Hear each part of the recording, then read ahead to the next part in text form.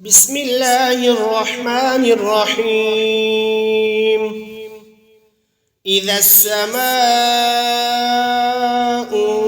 انشقت وأذنت لربها وحقت، وإذا الأرض مدت وألقت ما فيها وتخلت، وأذنت لربها وحقت.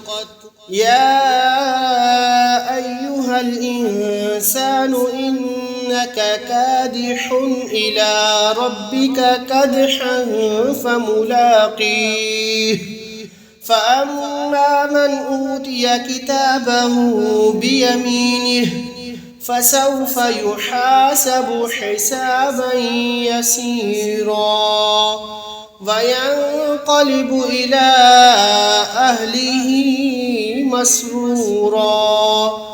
وأما من أوتي كتابه وراء ظهره فسوف يدعو ثبورا ويصلى سعيرا، إنه كان في أهله مسرورا، إنه ظن أن لن يحور.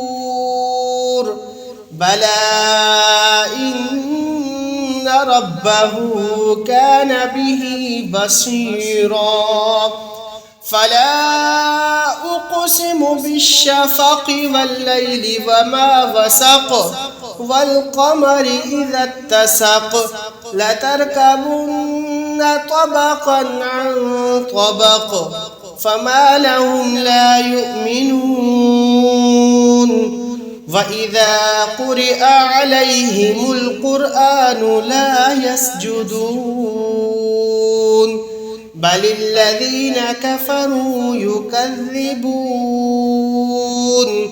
والله أعلم بما يوعون.